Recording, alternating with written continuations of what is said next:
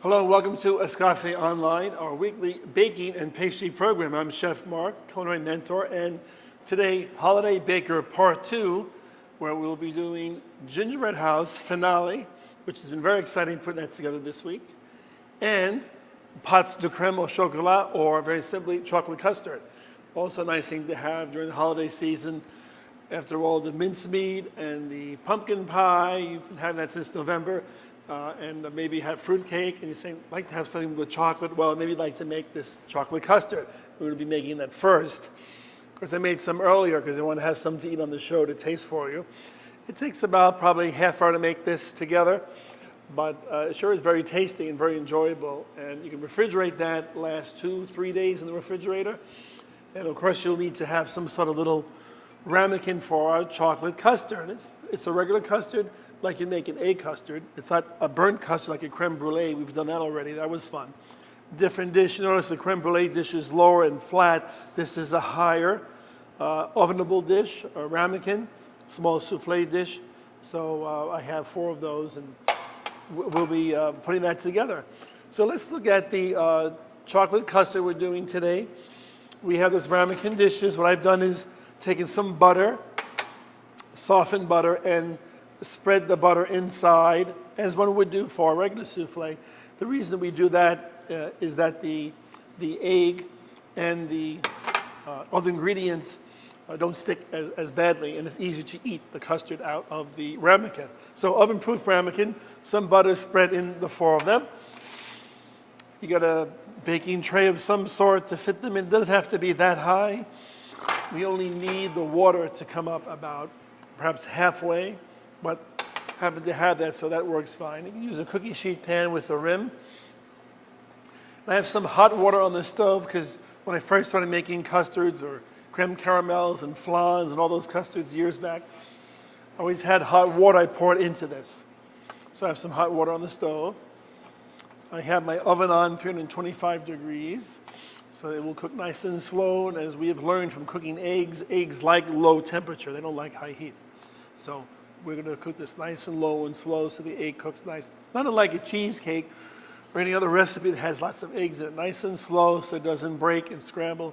That'd be a bad thing. Chocolate scrambled custard, not a good thing to have, right? So I have room temperature eggs, and I have my eggs room temperature because, as we've learned in the past as well, room temperature eggs mix easier into the mass or mixture. So we have that. So here are the ingredients. We have 6 ounces of granulated sugar. We have 12 ounces of vitamin D whole milk and 12 ounces of heavy cream, right? Gotta have some cream in there, right? We also have 3 whole eggs and 3 egg yolks.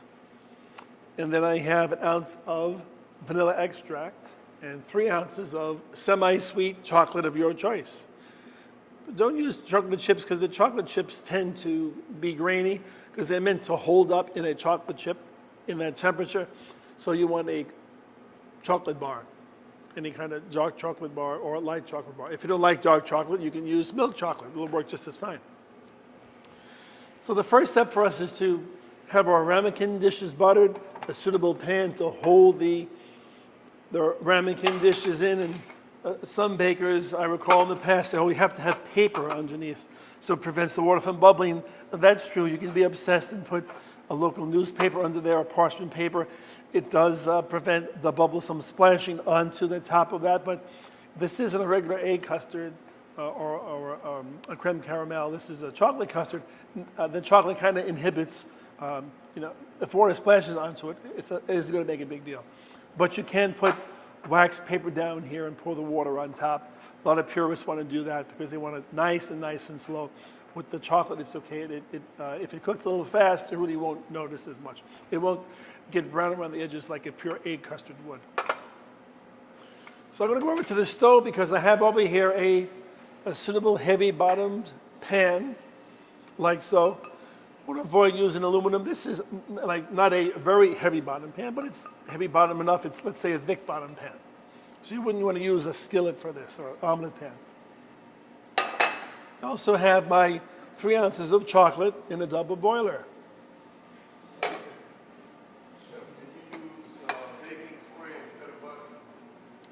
Someone asked, can I use baking spray instead of butter? Yeah, those baking sprays are great because they have a propellant and there's an oil of some sort. And yeah, it's great. It prevents it from sticking. That's a great question. So sure, you can use that baking spray that comes out pan coating, nice and easy, maybe less fat too. But I kind of like the butter taste, so I'm hooked on butter, right? So yeah, that's a great question. The coating spray works very nice, and commercial bakers use a spray in a long spray gun. When they have to spray all those molds, you're doing 20,000, well, not 20,000, maybe 2 dozen or 20 dozen. They'll have an armature spray that sprays actually the mold. So yeah, that works great. Great suggestion. So I have my 3 ounces of chocolate in a double boiler, right? You know what that is? Steam heats the bottom, not water. And the steam melts the chocolate nice and slow. We want that so that it doesn't scorch the chocolate. Now you can microwave chocolate, but just be careful that you don't zap it. Sometimes you put it in there for 4 or 6 minutes and get zapped. That's happened to me. So I put it in a double boiler so I don't zap it in the microwave and it burns up. That's what I have here. So I have my, what is it, thick bottom saucepan we call it, right?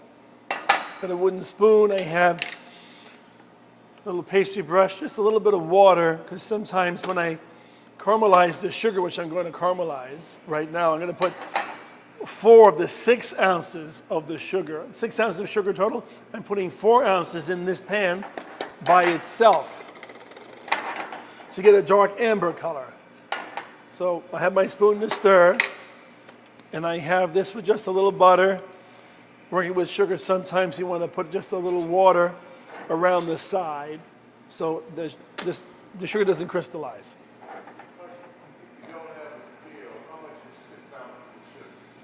If you don't have a scale, then, well, you should have a scale. It came with your toolkit.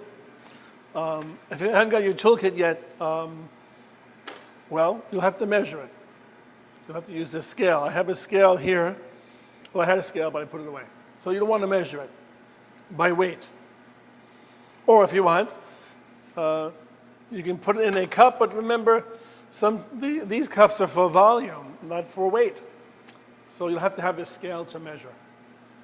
Maybe the neighbor has the scale, you can measure the sugar. So we're going to caramelize the sugar right on this pan. It's just going to turn brown. I should lower it so I don't burn it. So it'll take a few moments while I just stir that up. So I pre-measured. I like to measure everything first. The mise en place is so important. You want to bake accurately because when you're baking, many times, unlike cooking, you can pull off the stove and then add something after. With baking, many times things must go in a specific order within a specific time frame.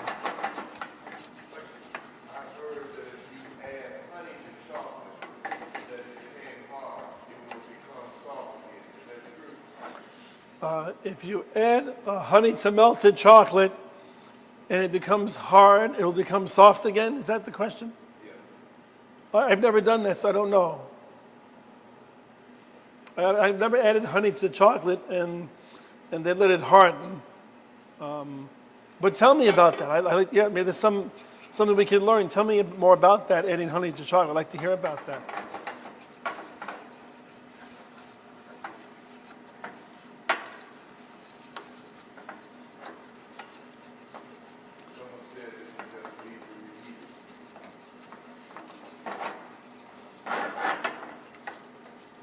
So you can see the sugar now is caramelizing, not caramel, caramelizing. Caramel is a city in California. It's caramelizing, all right, so it's caramel. I guess living in California, in particular, people say, oh, I caramelize it. No, you caramelized it. So it's on the heat, and the granulated sugar, we're heating that. So now these, I also have room temperature. I have my whole milk and heavy cream. So let's see what sugar is. You can see some sugar collecting along the side of the pan there. See that? So this washes it down. I guess it also makes the pan easier to wash because I know some folks have to wash them. We want them to be suffering unduly, trying to chisel off the concrete. So you can see that. So work with sugar, it prevents it from caramelizing on the side of the bowl. So what was the answer to adding honey to chocolate and what? Can someone tell me what the question was and what the answer was? So be careful splashing. At this point, it gets very hot. You don't want to burn yourself, so let's go nice and slow. Certainly stir away from you, so you're splashing towards the backsplash of your stove. So those are good questions. Now, you know the one about pouring the oil in the container before adding molasses or honey? That was right. That was good. That was last week, I think. You pour a little oil in your measuring device, pour it out, and then pour molasses or honey. Stuff comes right out. Otherwise, you're trying to dig through, scrape all the stuff that's stuck to the pan. So those little tips we like, right? So let's lower the heat a little bit. So it's getting a dark amber color, huh? Almost. So it looks like brown sugar now.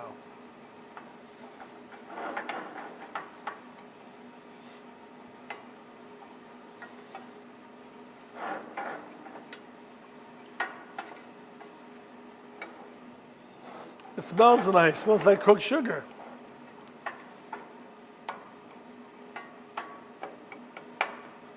A few pieces don't want to cooperate. We'll just increase heat just a little more. Now I stir it and stir it. Now you can leave it by itself, but 1 minute you turn your back on this, it gets burnt in no time. And as some chefs will tell you, before the advent of kitchen bouquet or gravy master, chefs used to cook sugar to the black stage. It was called blackjack. It was used to give color to sauces. Yeah, just say out the question, because sometimes I can't see the hand raising. Comment about the what? The honey. The honey. When chocolate seizes, I've heard that honey will bring it back. Oh, the statement was when chocolate seizes, that means the honey will bring it back. That sounds great. So that means if this got hard, well, seize would mean that we added water and it got hardened. So if you added honey to it, you still have to melt it. That's great. We also have a question. Can we use cocoa powder instead of chocolate powder? No, the question was, can we use chocolate powder? Can we use cocoa powder instead of melted chocolate? The thing is, you're adding a powder when we need a liquid to this. So the problem with cocoa powder is you have to get that into a state so that it will liquefy. Oops, see that? So if we put cocoa powder in here, we'd have to make a paste with water, like you would making fresh hot cocoa, which I like to do, as opposed to instant chocolate. You'd have to take the cocoa powder, mix it with water, and then you'd have to add more sugar because the recipe has semi-sweet chocolate. So you'd have to sort of mix the cocoa powder, which you can.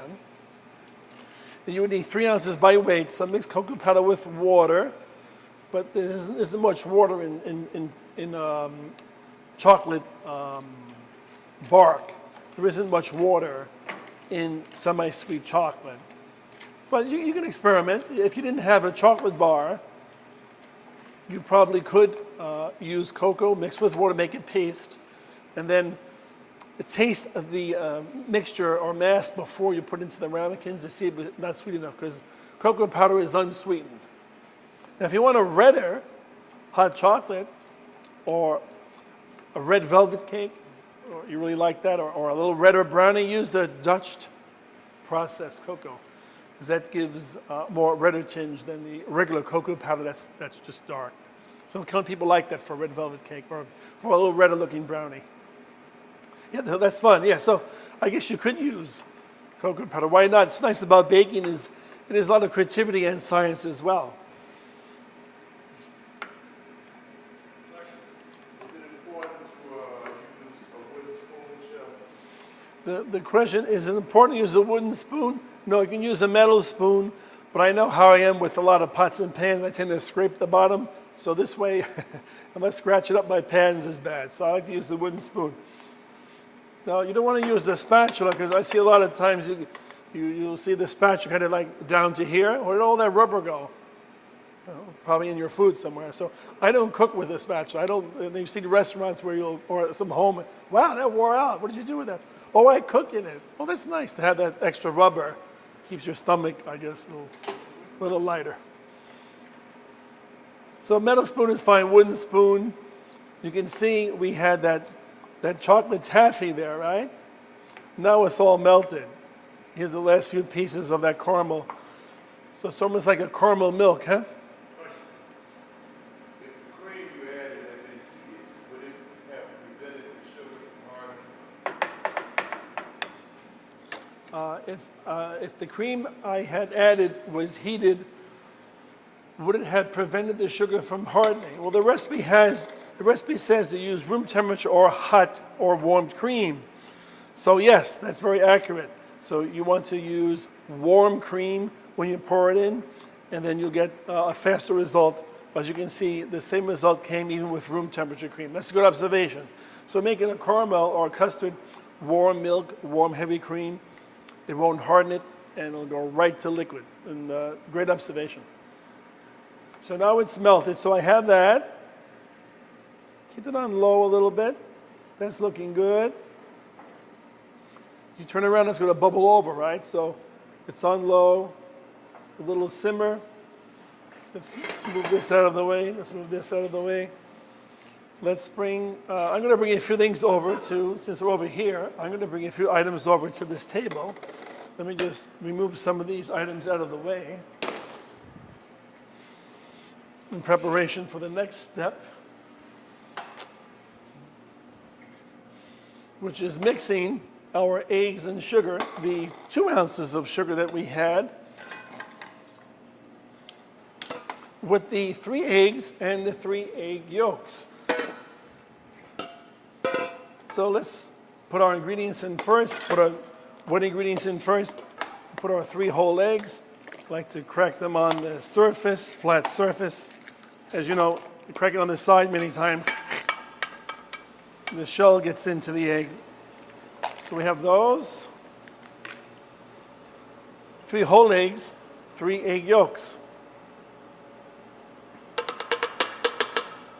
And I have a whisk.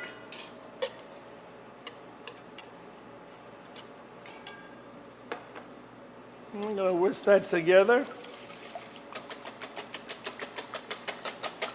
So this is the custard part, right? You have the egg yolks and the whole eggs give us that the protein that's going to hold up that milk or that dairy product in there. So we whisk that together. Add the 2 ounces of sugar. It says 6 ounces of sugar total. I have 4 that I caramelized, and the other 2 I put in this bowl. So we get the whisk together. No whites, that's a good thing.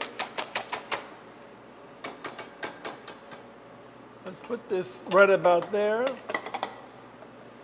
Now I want to add some of this hot cream to my egg mixture, right? That's known as the liaison, right? We're liaising or tempering the eggs, right? With a temper, because I want to put that in there. But if I poured all this egg and sugar mixture in there now in that almost simmering liquid, nice caramel scrambled eggs, that wouldn't be a good thing for a dessert, right? So I'm going to take some of that liquid, just some of that, just a little bit. I'm going to temper it. And there's a number of classic recipes where we do the same thing, where you have a soup, and the soup calls to finish it off with egg yolks and heavy cream. So, and then in this way, I'm tempering or bringing the temperature of the eggs up, right? So I can then pour them into the simmering liquid without it scrambling. So I'm slowly bringing the temperature up of the cold or room temperature eggs to the same temperature as my caramel custard mixture. That's looking nice. I like that. It's getting hotter and hotter. So what I want to have handy then is another bowl, because I want to strain that mixture, because I learned years back, because what I've learned is that sometimes the egg albumin, the little white chalaise or some of the yolks, when you add it to this mixture, it kind of solidifies. And you want to be sure you have it's strained before you put it into the ramekins. So now that we have that, this is hot, I'm going to whisk that in. Yep, so there's that. Maybe that's hot for a few moments. Then it's time to add my chocolate, 3 ounces of chocolate, and an ounce of vanilla extract. Put that over there. I'm going to turn on the back burner. I'm going to get my water hot for the ramekin there. So how's that doing? The burner's off, but the pilot's large enough to give that some heat. That's looking good. Looking very nice. So I want to put this 1 ounce of vanilla extract. And I have about a little over 3 ounces of chocolate in there because, you know, sometimes you really can't get all the stuff out of that you've melted. So I have a little extra chocolate in there, maybe not 4 ounces, but just a little over 3 ounces, so that I have the exact amount. Some little left over in the pan. Someone could lick the pan after. They didn't like that joke at my dishwasher. All right, so I have that in there. Clean off the spatula. Put that over there. With baking, you have to have lots of hands in the kitchen to help clean up, right? So there's that. We whisk that in there. I'm going to strain that right into this pan. All that chocolate. There we go. Make sure the bottom doesn't cook. Strain it. Look at all those things in there, see? That's why we did that. Come up to the side. Let's bring the ramekins over. You're going to put this burner on just a little bit. They've been sitting there kind of cold. I'm going to pour some of the water, some of that hot water, into here. And you want to realize that for safety's sake, you just put a little of the water in there. Keep one out because you want to pour them like so, about a 1/4 inch from the top.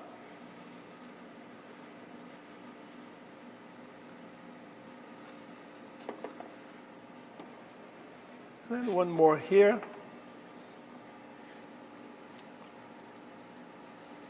Put this to the side. And then with 2 dry towels, open up your oven door. Open up the rack halfway. Make sure you bend down with your lower back. Bend down, okay? Place it here and add some more of the water into the pan. Why do you strain? Why do you strain the mixture? Oh, the question is, why did I strain the mixture? I strain it because many times you'll get egg yolk or egg white that is hardened from that cooking process, even though it was only in there for less than 5 minutes. You want to strain it because sometimes there's pieces of sugar that haven't dissolved, which is unlikely, but more than likely egg white, egg yolk is solidified. You don't want that in your custard. So let's put the timer on. Let's try 20 minutes. And we want to have handy a little cake tester to pierce that when it's done. So I'm just going to put this over here a little bit. Oven's on.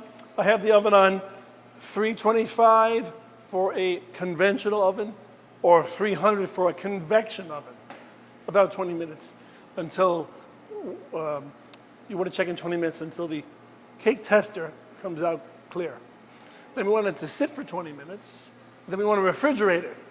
And then within 3 or 4 hours, I made some earlier, so we'll get to see the texture. But now on to our gingerbread house finale.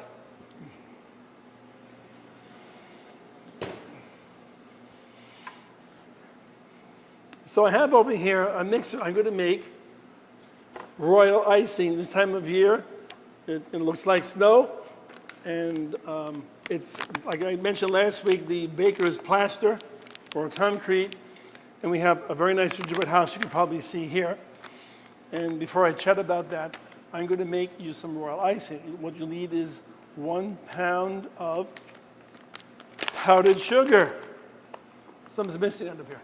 So about 1 pound of powdered sugar. We need 1 pound of powdered sugar, not about 1 pound of powdered sugar. We're going to need 3 egg whites, temp always 5 degrees lower? I didn't hear the question, Dennis. Is convection temp always 5 degrees lower? Convection temperature is usually 20 degrees lower. So it just depends. We realize that convection ovens, they actually work 25% faster. So convection ovens 5 or 10 degrees lower. So I have mine at 25 degrees lower because it's a hot oven. It heats really quickly. And 1 ounce of cream of tartar. So 1 pound of confection or powdered sugar, 3 egg whites, and 1 ounce of cream of tartar. We're going to make that royal icing. Now you can make that as thick or thin as you like. So here's some royal icing put in the bag. We saw it from last week. So this is soft. It's an icing, right? It's a sugar icing. But it hardens, so it keeps the house together. Remember last week we put the roof on and it's set? So now we've added the other nice shingles on this side. I'm going to scrape down my bowl because there's some powdered sugar around the exterior, some cream of tartar. As we mentioned, you know, the bowl sometimes doesn't always reach the bottom, depends on your machine. So you want to scrape that down, any excess onto the tines of the mixer, the tabletop mixer. So back on again.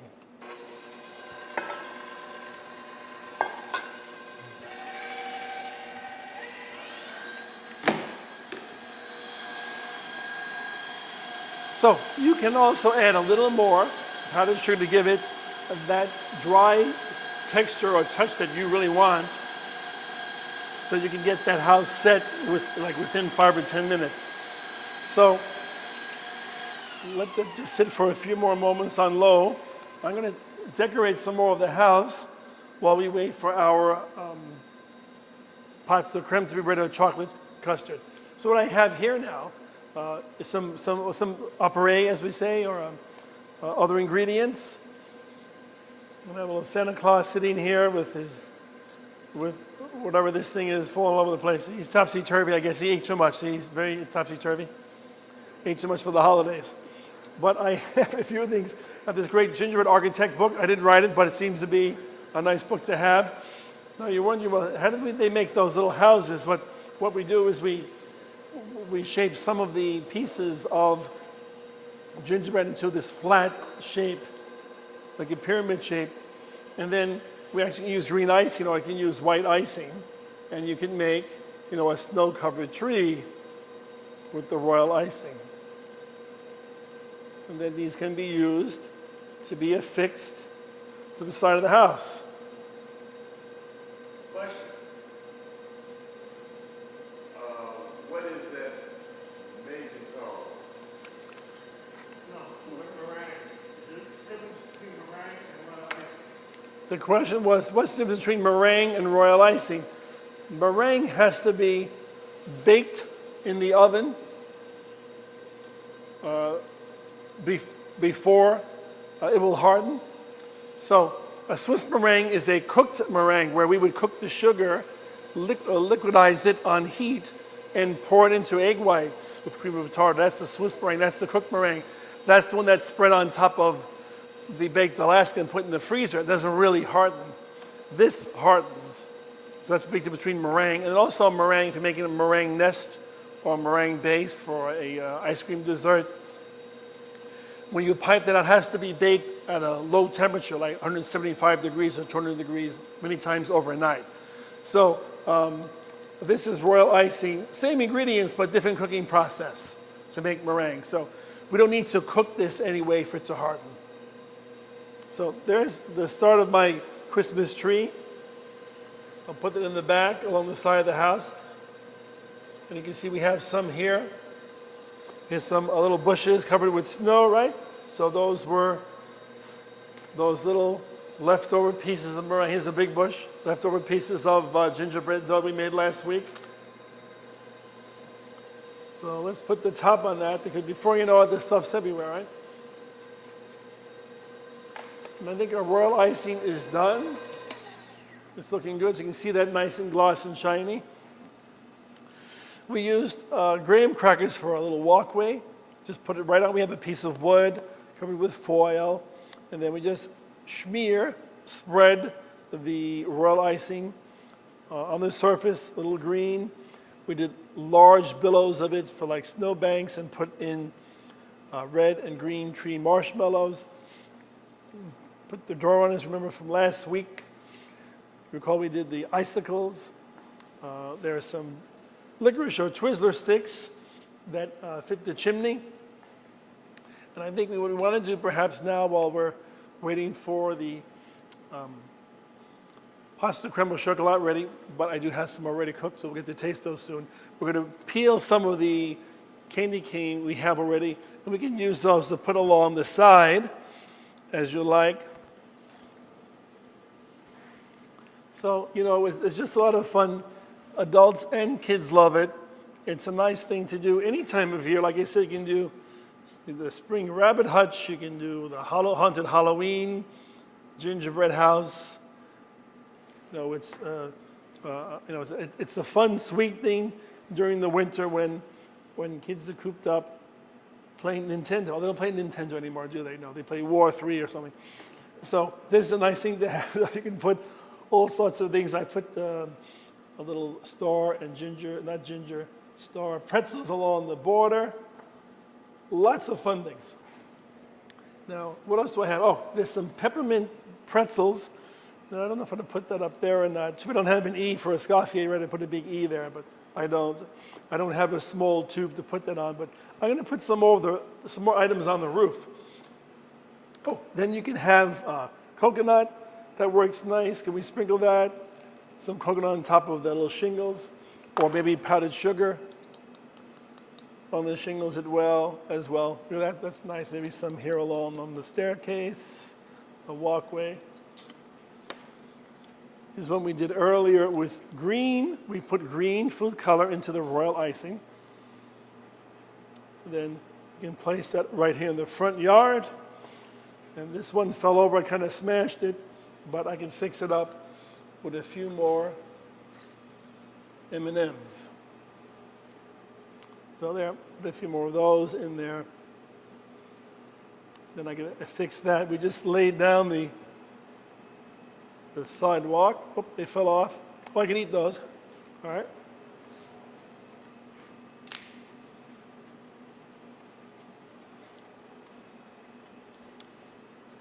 So we're going to put some nice candies along the top. Put some I piped this in earlier. Just some nonpareils and those nice little mints. Alternate those as they sit up. They're the confetti nonpareil. What's nice is seeing many times a very large gingerbread house at a hotel lobby. That's always fun. I recall when I worked in Orlando, one of the resorts had a rotating carousel, all gingerbread. It was really beautiful. They spent the better part of 6 months putting it together. And it was a real treat to see. So I have that. So I had the top of that. It was kind of nice. No, there's no rhyme or reason, but whatever you desire to put on your gingerbread house, however you want to decorate it, it's a fun thing to do. Let's do something on the front. A few things on the front. We can decorate the front here. What do we have to put on there? Let's do a nonpareil. I'm going to get one of those red M&Ms, like a little wreath. See that? Then I'm going to put a little piping onto the back. And then let's affix it right about here. And let it sit a few moments, because it might slide down.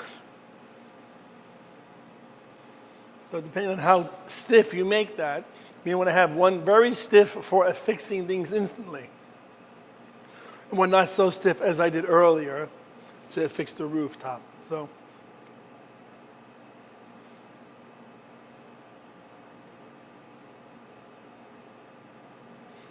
It's sort of like a baker's, a pastry chef's crazy glue, right?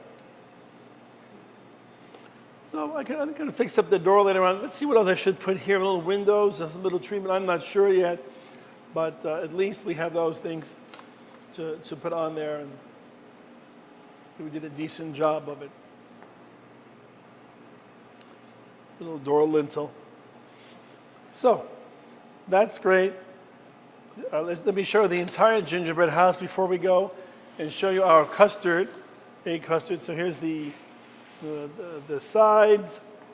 We have to do the windows yet with a finer pastry bag. Little bushes covered with snow. Here's a nice treatment with the candy cane and some little gummy candies and a star for the back, right? Remember last week we had the roof up and we left the bottle there to hold it, and sure enough it held it very well. And then we alternated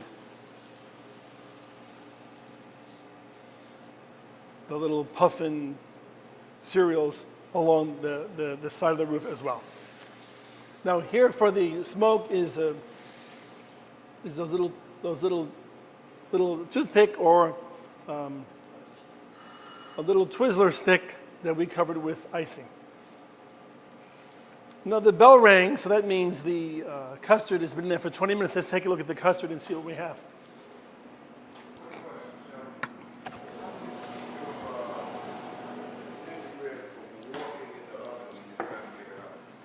The question is, how do we keep gingerbread from warping in the oven? Well, it has to be cut thick enough so it doesn't warp, and it has to be cut straight and true. It has to be cooked at a low temperature. So also when you roll it, you want to roll it onto the parchment paper and cut it on the parchment paper, and don't move it. Because once you pick it up and move it, it gets wrinkled, right? And then, it's the house, the walls are crooked. So cold or cooler, because you can handle that gingerbread dough easier than a cookie dough with butter.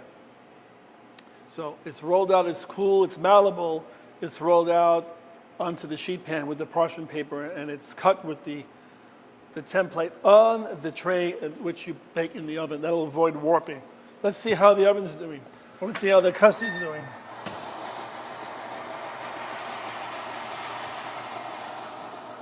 So, it's a little jiggly, saucy, a little more to go yet. See that? A little jiggly, so a little more time. I say another 10 minutes.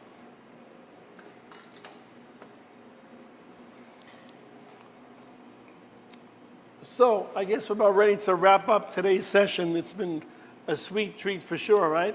And here's our custards I made earlier, not too long ago. They came out, and wait until they cool room temperature, 25, 30 minutes, and put in the refrigerator to eat. Well, to cool, then you eat them.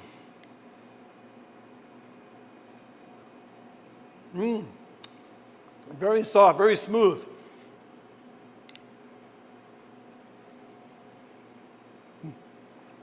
And it's not that sweet either. Great chocolate flavor. It tastes like a flan or a custard, but with chocolate in it.